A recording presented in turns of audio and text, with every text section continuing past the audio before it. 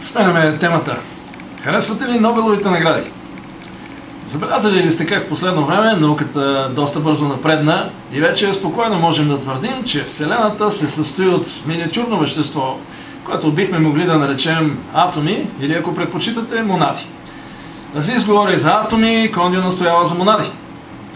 Слава Богу, двамата никога до сега не са се срещали, освен на концерт, иначе неминуемо би възникнал доста бурен спор. Знаете ги ромите колко са темпераментни за такива работи.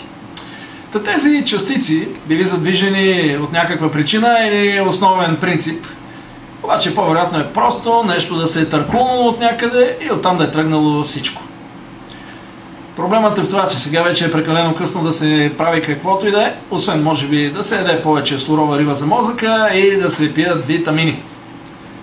Това, разбира се, не изяснява защо душата е безсмъртна, нито пък разкрива нещо за задгробния живот, или пък защо, например, Чичо ми Грушо постоянно живееше с чувството, че го преследват сирийци, докато накрая те не го пипнаха на гробищата.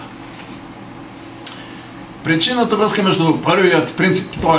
Дух Божий или силният вятър, и всяко теологично понятие за съществуването, според братовчеда Цико, е толкова абсурдна, че чак не е забавна.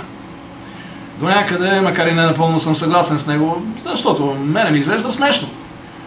Съседът Бацо от партера нарича това воля, но според диагнозата на личния му лекар ставало дума само за абстиненция.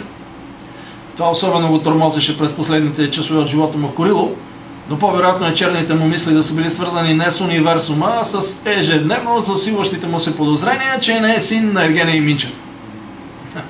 И тук правя пауза в метафизичните си размисли с един забавен и, надявам се, полезен афоризъм, че който цени мъдростта е праведен, но който си ляга с кокошките е орисън. И тъй, дами и господа, благодаря ви, това беше всичко от мен, но само за днес и утре.